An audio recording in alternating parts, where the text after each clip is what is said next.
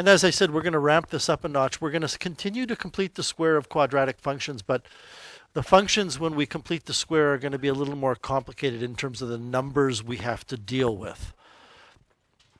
For example, and there were two different versions of the quiz floating around, but one of the quizzes had y equals x squared minus 10x plus 4. And you were asked to complete the square of that. This was question 1. So you would say, since the coefficient of the x squared is already 1, I'm going to take negative 10 and divide it by 2 to get negative 5, square it to get 25, and then immediately correct that addition of 25. So then what we get is y equals x minus 5 quantity squared, and then minus 21. That's a pretty easy one, and I don't mean to. Well, I'll just be honest. That's so simple. I mean, you have to at least be able to do that. The next one on this particular version of the quiz was y equals 2x squared minus, plus 24x, and then we had minus 3. And again, there were two different versions, so yours might be a little bit different. When you take a look at the second one and you have to factor the 2 out, you're left with x squared plus 12x. And what distinguishes this question that I'm working on right now from what we're going to be working on is that 2 factors out of 24 nicely. It's 12. But what if it was 25x and I had to factor a 2 out? Then things get more complicated, and that's what I'm talking about. But to finish this, you're going to add here 36. The reason you're going to add 36 is that the 2 times I'm one step ahead of myself. The reason you're going to add 36 is that half of 12 is 6, and when you square that, you get 36. So this number here is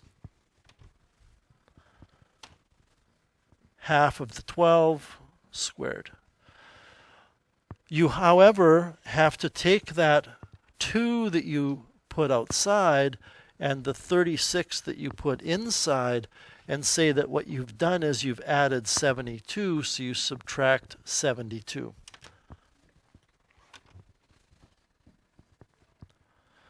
And then you can write your answer. It's going to be y equals 2, and then we have x plus half of b, quantity squared, and you work out what that is, and it's minus 75.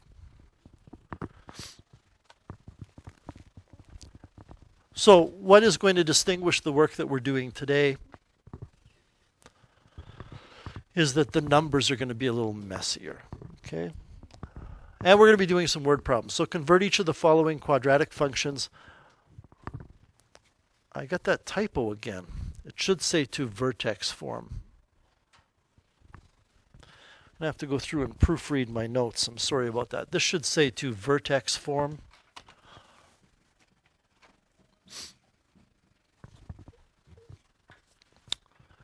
And like we did yesterday, I'm really not too concerned about sketching a graph. I want to avoid that whole thing. We've already talked about it. We've already discussed it. You've already learned it. So the first thing we're going to do here is write this with my constant term nudged out of the way so I don't make a mistake of thinking I need to use it right now. Then I'm going to say I cannot complete the square until I have a coefficient of 1 in front of x squared. So I need to factor a 4 out of the x squared and the 10x. Now, I don't want you to necessarily use your calculator here. If I go back to what I was illustrating here, when I factor the 2 out of the 24, I'm left with 12. And if you are like me, and maybe you are, maybe you're not, you know it's 12 because what I say in my head is 2 times 12 would give me 24. That's what I say. But really, if you don't know your products, you don't know your times tables, then you determine what you have left over by taking the 24 that you started off with and dividing by the thing you factor out. And what that means is when we factor the 4 out, we're going to have left 10 divided by 4. This is what we will have left when we factor 4 out of 10. And that reduces to 5/2, and it's an x term. And you can, if you want, confirm, and maybe I would ask you to do this, that if you take your calculator and multiply 4 by 5 divided by 2, you're going to get 10.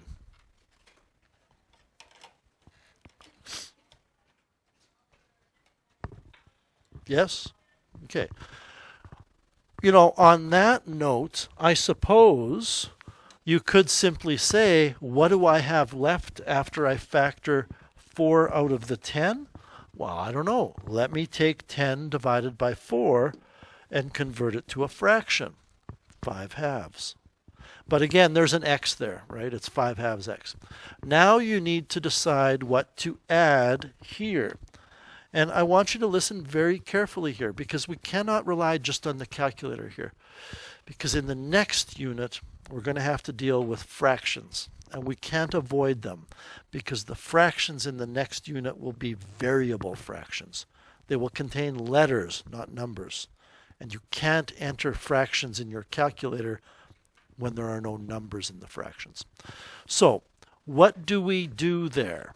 We have to take, I'm just going to go to a new page, we have to take half of 5/2 squared. Now, in the past, what we've done is I've said you have to take half of b squared. You should recognize what I've just written here, right? I hope. I don't want to look at it that way, because then what I'm going to have is the following. b/2 squared. I hope you understand how confusing that is.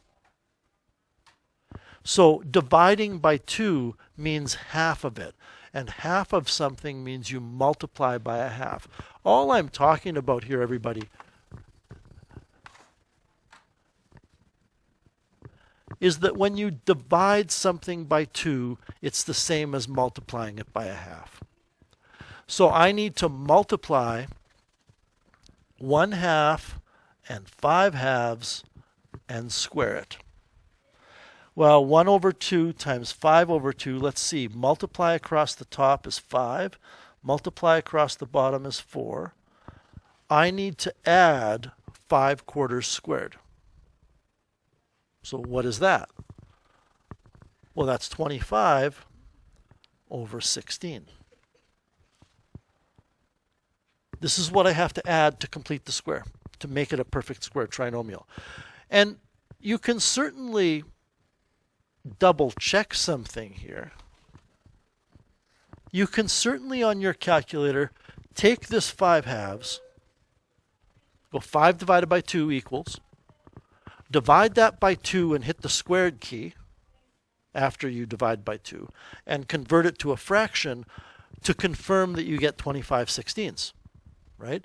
But again, this is just something that we're confirming. You won't be able to do this in the next unit necessarily. So there's my 5/2. I need to divide it by 2. I need to square it. And I need to convert this to a fraction. It's 25/16. So the calculator work here is just to check it. It's not to get it. Now what do I do? Well, I've multiplied 4 by 25/16 when I did that. This is what has really happened. I've got a 4 that I've factored outside of the brackets. I've decided, because the rule tells me to write down plus 25/16 in brackets, so I multiply those two. Now, when I multiply these two, and man, you need to understand that when I do stuff like this, I am doing it for a reason. This isn't just to make your life difficult. We know we could put that into our calculator. A unit that we are going to do in this course that many people, really good math students, struggle with is all centered around fractions that have variables in them that you can't put into your calculator. And the point I want to make is that the only time you are ever allowed to cancel something is if you cancel a factor on the top with a factor on the bottom.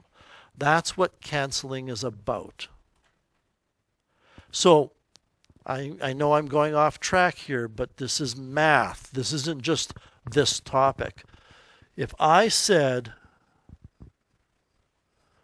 what is that equal to, and you believe you can cancel out the x's, you are mistaken, because x is not a factor of the top. It's the one thing that I think we don't stress enough in high school math. You cancel factors. You never cancel anything unless they're factors. And a factor is a thing in brackets multiplied by other things. Okay? So anyway, what I'm showing you is that what we have really added is 25 quarters. By writing plus 25 sixteenths in there, we've added 25 quarters, which means we need to take away 25 quarters.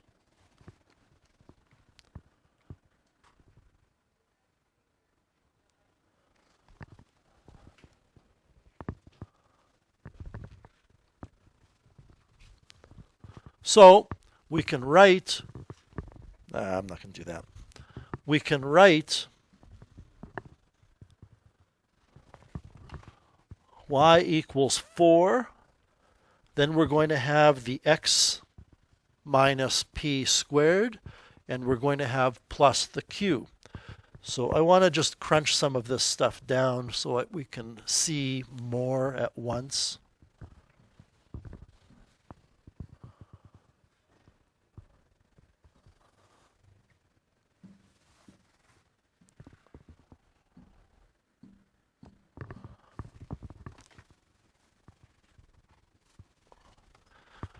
So what do we put in here? We put x.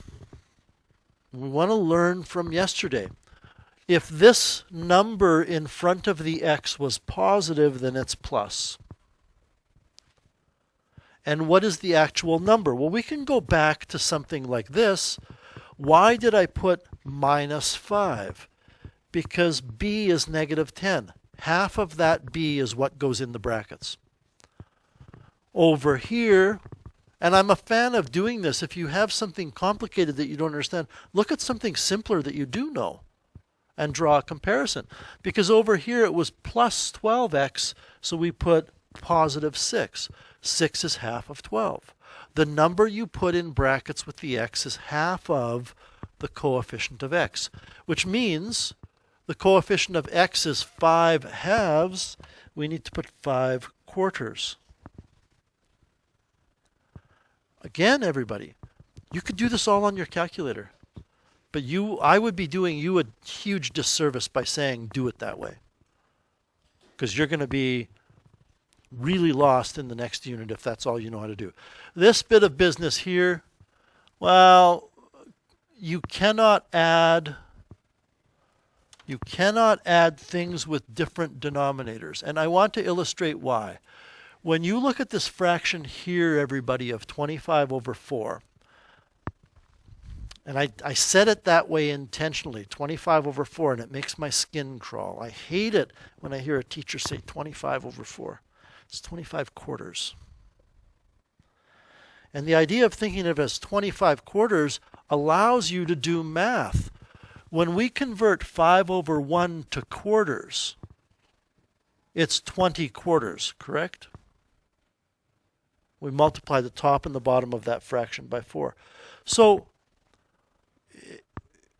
I'm going to change this to plus just for the time being.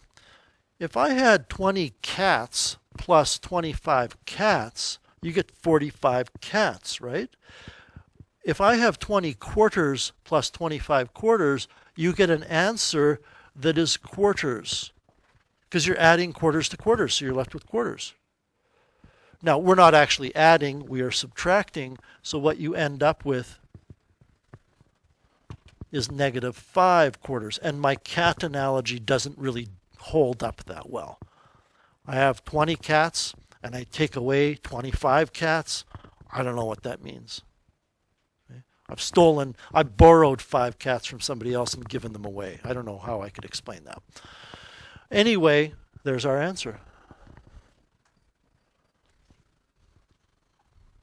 So we're not going to graph this. All I'm going to say is you should be able to look at this and say, I'm not sure what this is doing here. Oh, that's from the plus sign that I got out of there.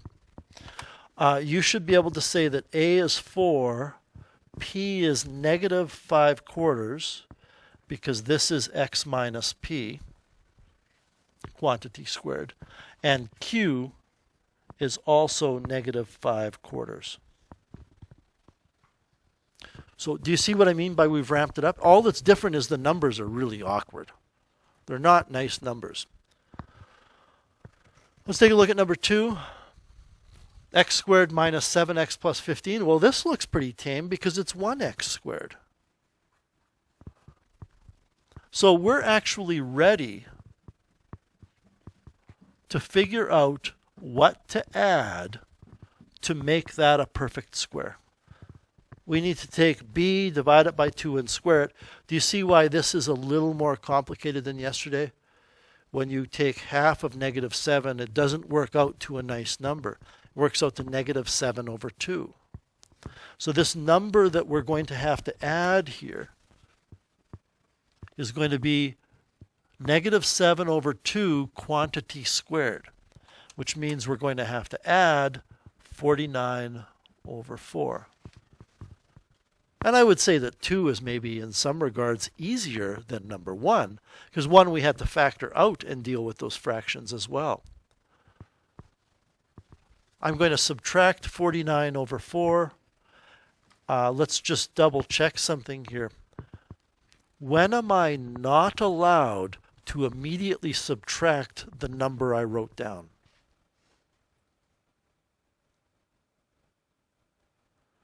I wrote down plus 49 over 4, and I immediately went, oh, minus 49 over 4. When will that be wrong? Ashlyn? Right. If I had to factor some number out first, that would mean I would have to multiply. I don't think there's any need for you to put these brackets. That would mean you would have to multiply the number you factored out times what you wrote. But since the coefficient of x squared was 1, we didn't have to factor anything out. The number outside the brackets is just 1. But you certainly don't need those red brackets and the number 1 out in front. And we're almost done. This will be x, and then we will have a number, and it will be quantity squared. The number is going to be half of -7. So it's going to be -7 over 2. Then we need to figure out what 15 over 1 minus 49 over 4 is. I'm just going to space this out. I need to multiply the top and the bottom of this fraction by 4 to get quarters and quarters. Could you just do it on your calculator? Yeah. Do you have to know how to do it this way? Yes, definitely. So I get 60 quarters minus 49 quarters. Ah, the cat analogy works now. I have 60 cats, and I take away, don't worry, they went to nice homes, 49 of them. So how many cats do I have left? I believe it's 11, yeah? So plus 11 quarters. So A is 1, P is 7 over 2, Q is 11 over 4. By the way, a perfect example of a multiple choice question would be giving you the original function and saying, what are the coordinates of the vertex? And then you have to find the coordinates of the vertex by completing the square. It's not a great multiple choice question because you could graph it and find the coordinates on your calculator, couldn't you? Okay. All right. We got a few word problems today to finish off the week. All of these word problems, everybody, are problems we've done before. Maybe a little bit different. This question is very similar to the frog that jumped off of the rock. Remember that question? And we had to find out the maximum height of the frog? And we used our graphing calculator to locate the vertex. Here, this is saying some projectile, I don't know what that is, it's something projected through the air, has a height defined by that function, and it says what's the maximum height above the ground and how long does it take to reach the height? Well, going back to like early last week, maybe even the week before, we know this parabola opens downwards because there's a negative 5t squared. We know it's a parabola because there's t squared. And we know if it opens downward that there must be a maximum. And it's a maximum h. This really goes back to the very first day when I really tried to stress to you. It's y that is the maximum thing, right? There's a maximum y. Well, there's a maximum height. There's not a maximum time. It's not x that's maximum. There's a maximum height, and it occurs at some time. There's a word for this time. Don't let it throw you, but I like to use it from time to time. Time to time, get it? It's called optimal time. It's the time that creates that variable being as big or as small as possible. So we need to find the coordinates of this vertex. But we're going to do it algebraically. And I guarantee you on a written response, you're going to have to complete the square of something to find a maximum or a minimum on this upcoming exam next week. So how do we complete the square? First things first, let's throw the function notation over the boards. I don't want to deal with h of t. All that means is the height is a function of the time. All that means is the height depends on the time. So what? We don't need the function notation. Equals negative 5 t squared plus 62t, and then I didn't really leave myself that much room here. And then we nudge that 28 out of the way, and we get to work on completing the square. I cannot worry right now about adding a number to make it a perfect square. I have to factor out that negative 5. Now, just a second. Since this is what can I call it? This is a word problem with a real life answer. If the maximum height ends up being, it won't be. If the maximum height ends up being 117 over 3, you wouldn't say, oh, the maximum height of the rocket is 117 over 3. You'd figure out what 117 divided by 3 is. And I don't know what it is. It's going to be 39 point something. But you would put it in decimal form. For that reason, it's okay to work in decimal here as long as your decimals are exact. What do I mean by that? Well, we're going to factor out the negative 5. Out of the negative 5t squared and out of the 62t. Is 62 divided by negative 5 a decimal that we can write down that's exact? Or is it something 0.58372611178? Because if it is, we can't write it that way. And the answer is, yeah, it is. I believe it's 15.4, but no, it isn't. 62 divided by negative 5 is 12.4. And it's 12.4. It ends there. It doesn't say 12.4 something else. There's nothing wrong with you writing minus 12.4t. There's nothing wrong with you doing that because this is an exact value. Now I need to figure out what number to add. So I need to take, this is me with my brain and pencil and paper and calculator, I need to take negative 12.4 and divide it by 2 and square it.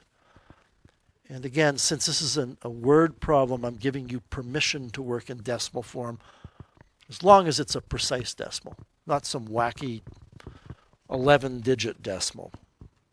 So I divide this by 2 and I square it. 38.44 looks good. Like it doesn't go past 2 decimals. That's okay. So I am going to add 38. Did I just see 38.44? Okay. So I'm going to put plus 38.44. And I subtract 38.44 and I get the question wrong, right? What am I forgetting to do here? Jack? Multiply by -5. Right, I have to multiply the number that I wrote in green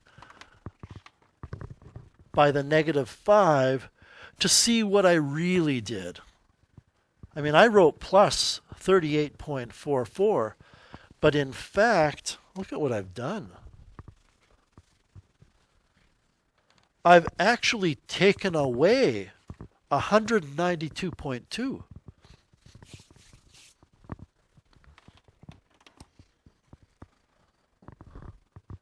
So that means I have to add 192.2.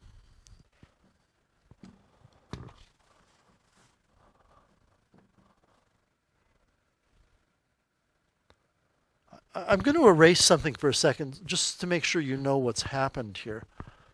I'm just going to erase our work here. This is what we've done. We've added the 38.44 inside, and then we've had to add 192.2 outside because when we multiplied these two numbers, it was negative 192.2. I have a question for you. How many of you see that when you add these numbers together, that will be the maximum height? That's going to be the y coordinate of the vertex, which will be the maximum height. But let's finish this problem off. H equals -5 times t minus, t minus what?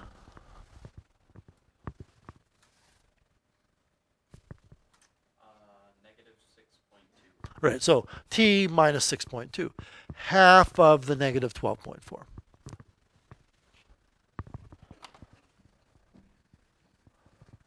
Plus, how is my addition there? 220.2? Thank you, Lily and Ashley. 220.2, of course. What does this mean? It means that this is a parabola with a vertex at 6.2, 220.2 that opens down. So what does that mean?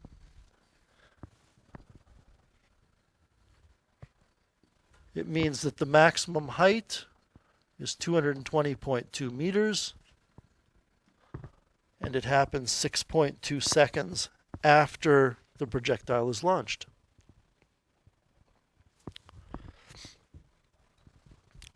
I still think, everybody, if you're good at getting window settings, it's probably quicker to do it on your calculator.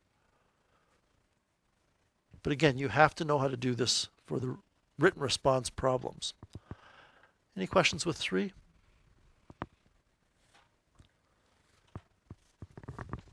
Right.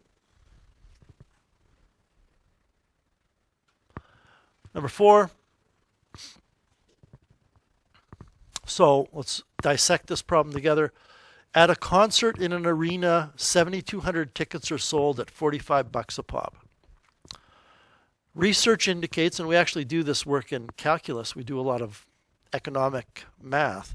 Research indicates that for every $4 increase in ticket price, you lose 20 tickets. You lose 20 customers. But we talked about this. I hope you see this is like the water bottle problem? Same thing. So the question is, how much should they charge to get the most revenue?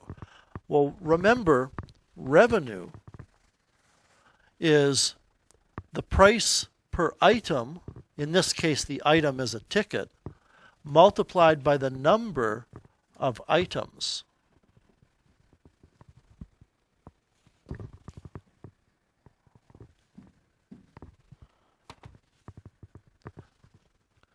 So we have to start by letting x, we can use x, I like x in these problems, equals the number of $4 bumps. The number of $4 increases.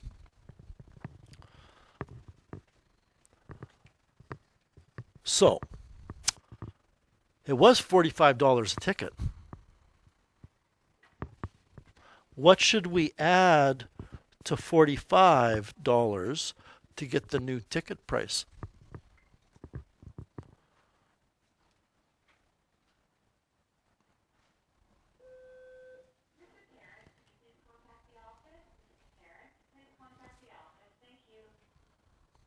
Hand up and down if you know what we're going to add to 45 to get the new ticket price. Alina? 4? Not quite. We need to tweak that 4 a little bit. Because if I say 4, you're telling me the new ticket price is $49, but it might not be $49. It might be more than 49. So it's not saying we're going to increase the ticket price by $4. It's saying if we do increase it by $4, we lose 20 customers or people, concert goers. McKenna, do you know? It is 4x. So for every x, we get $4 more. If x is 1, then that's one $4 bump. So we would add $4 to the 45. If x is 2, then that's two $4 bumps, which would be $8. 45 plus 8 would be what we would do. And 8 would be the 4 times the 2. And we're going to see this problem over and over again in the next few days, so hopefully you'll get used to it. The number of items is the number of tickets. Well, it was 7,200, but this is going down.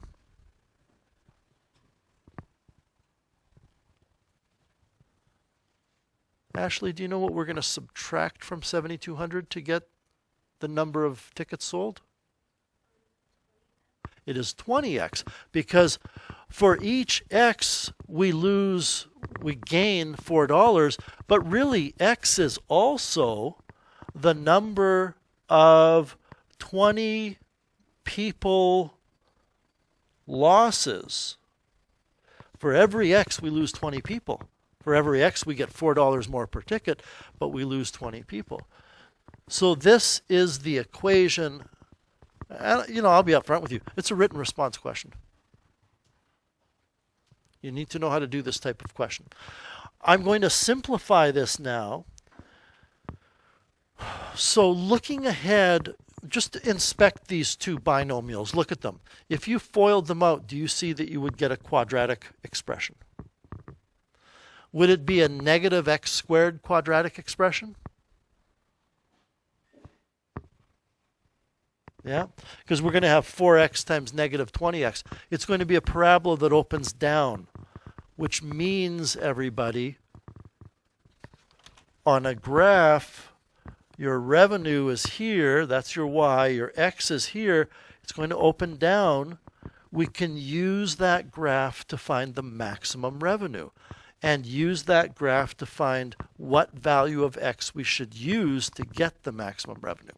So we have to multiply this out. First, a lot of numbers here, 45 times 7,200. Turn the calculator on first. Gives me 324,000. That's my first. My outer is 45 times negative 20x, which is negative. Please help me out by double checking my multiplication. Negative 900x. My inner is 4x times 7200, which is 28,800, I believe. Yes? So I have plus 28,800x, and my last is 4x times negative 20x, which is negative 80x squared. So just before I go on, let's make sure. Are all four of those products correct?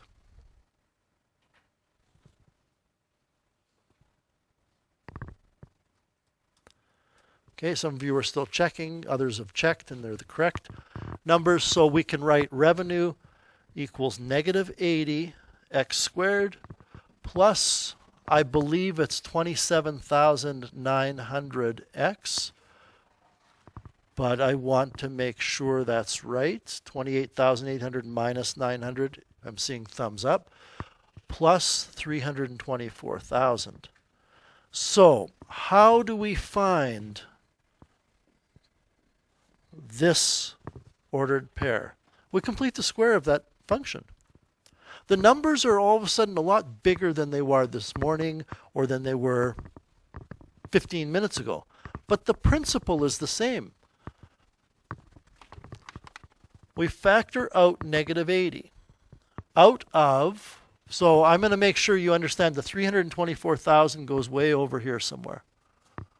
I'm factoring out negative 80 out of 27,900. 27,900 divided by negative 80 gives me negative 345.75.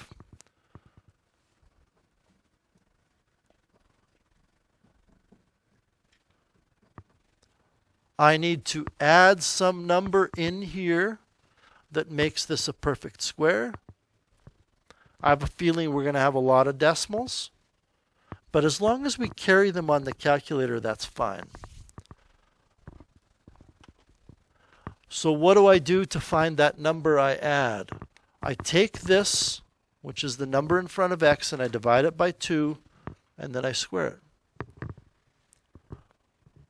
This is maybe one of the things that makes this problem even more difficult. It's messy, is the way I would describe it. Question, Ashlyn?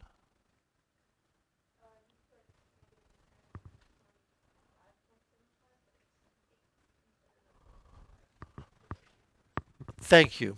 I wrote down the wrong number. I've got the right number in the calculator, though. Yeah. This should be an 8. Is that what you're saying? Thank you for catching that. And I would have used that number later, so it's a good thing that you did tell me that.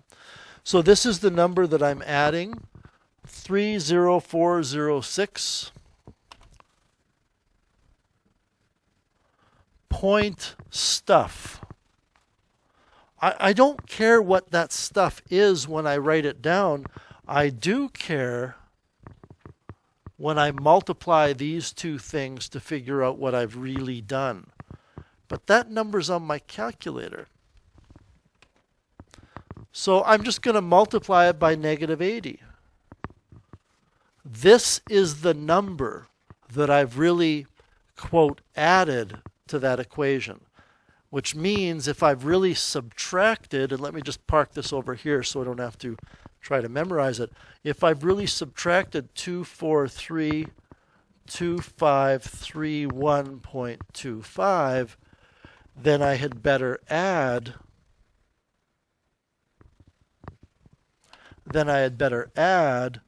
243.2531.25 here. And we're just this far away from the answer. We can now write this in completed square form where we have r equals negative 80. It will be x minus half of that 348.75. which is 174.375. And now I remember this question. It definitely is an unrealistic question. I'm going to have to tweak it for next time. Plus whatever 324,000 plus that number is.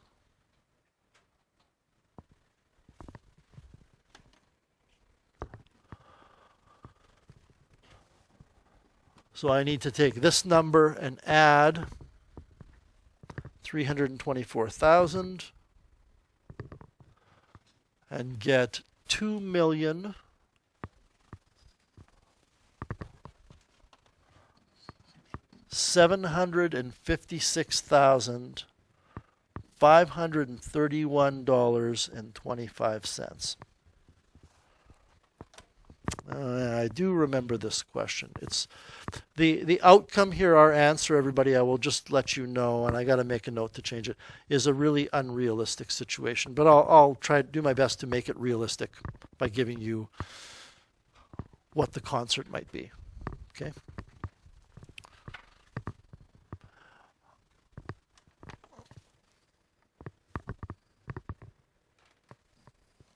So what does this mean? It means the vertex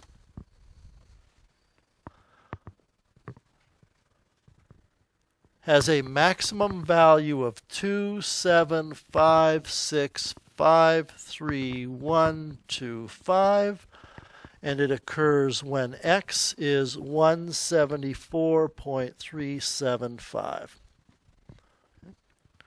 So, what is the maximum revenue? $2.756 million. This is the maximum revenue.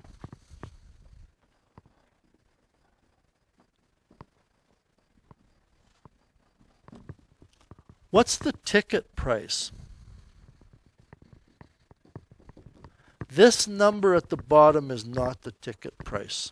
Just hang on. This number at the bottom is not the ticket price. This number at the bottom, since it's X,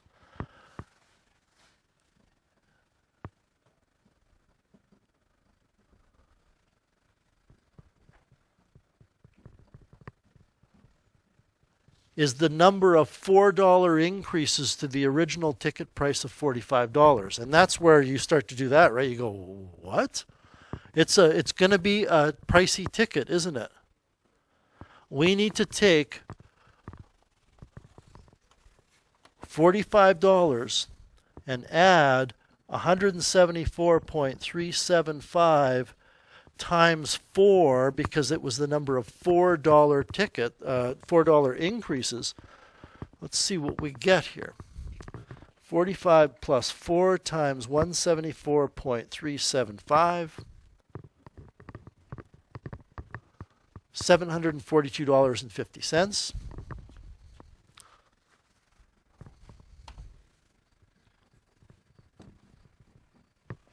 I just want to check, is there one more example after this? Okay. So that's the price per ticket. How many tickets will they sell?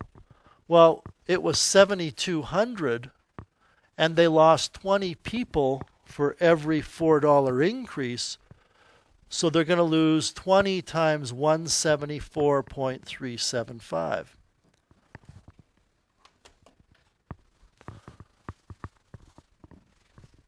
7,200 minus 20 times 174.375.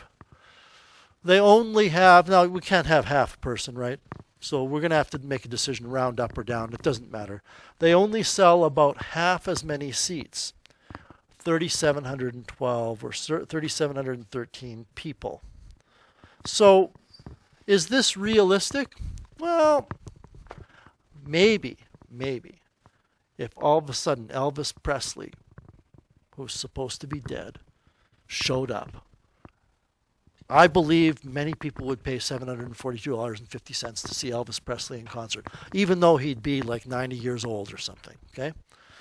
Or if it was discovered that the Beatles were all alive and the Beatles came back together, you could come up with a show that people would pay that money for. People pay money for anything nowadays, so it's possible. It's not very realistic, and I'm going to tweak it for next time, but it's possible. Okay. I think we're going to leave question 5 for another time. Okay. I think you could probably figure out number 5. I'm going to show you a quick diagram and set it up for you, but we won't complete it. This says a farmer wants to have poodles and pit bulls in a pen, but he's going to use one side of the barn for the pen, and he has 600 feet of fencing. This is what the diagram would look like. Here's the barn. Here's the fencing.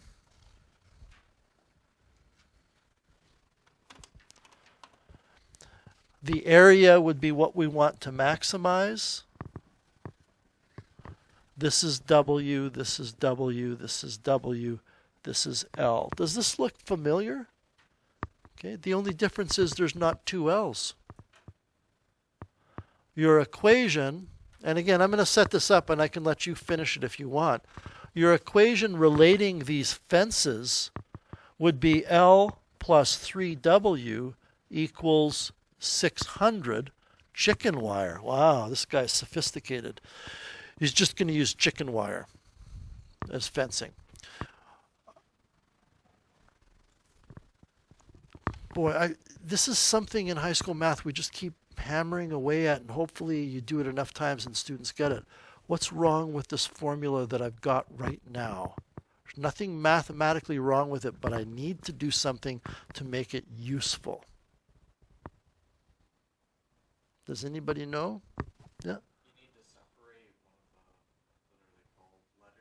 Variables? Yeah. I have too many variables here. I need to get rid of either L or W. And I hope it's clear that getting rid of L, geez, we might even do this problem. It might only take just a couple of minutes.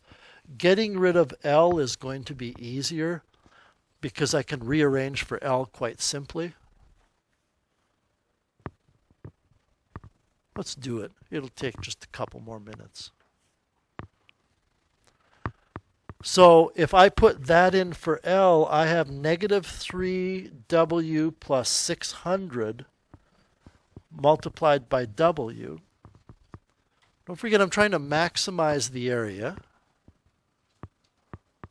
If I multiply this out, I get area equals negative 3W squared plus 600W. Is that a parabola?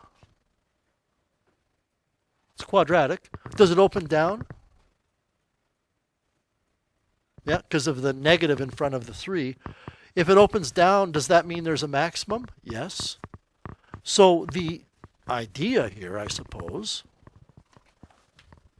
is that since it opens down and this is area, this will be the maximum area, and this will be the optimal width. It will be the width that the farmer needs to use to get that area. So complete the square. I'm not saying complete the square. We're going to do it together. But I'm saying that's what we would do. So I factor the 3 out. Somebody had asked right before class, what if there's nothing here? And the answer was, there's nothing there, then there's nothing you need to worry about there. If you want to move that 0 off to the right out of the way, that's fine. You better confirm for me that when you factor negative 3 out of 600, you get negative 200.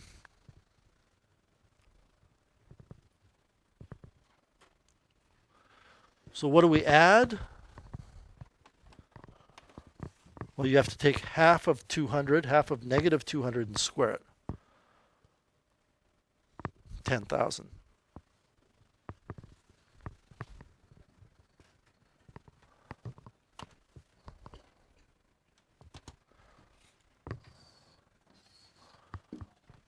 What do I do over here?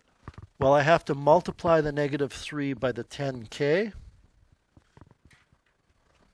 And that gives me negative 30,000, so I better add 30,000.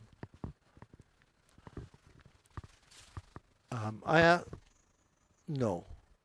Negative, yes. This is an extra 0 here, isn't it? Right, it's 10,000. I asked a similar question before. I'll ask it now. How many of you see that this 30,000 is the maximum area?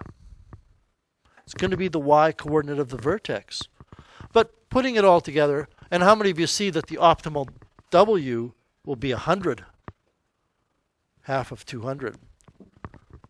When we put this together in completed square form, we have a equals negative 3, w minus 100, quantity squared plus 3, 0, 0, 0, 0. So the vertex is at 100, comma, 30,000.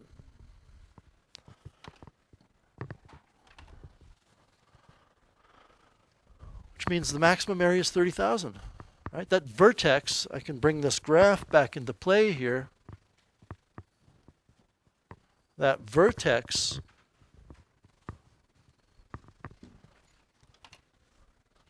has a y-coordinate of 30,000, an x-coordinate of 100. So determine the length for me. If the width is 100, what's the length?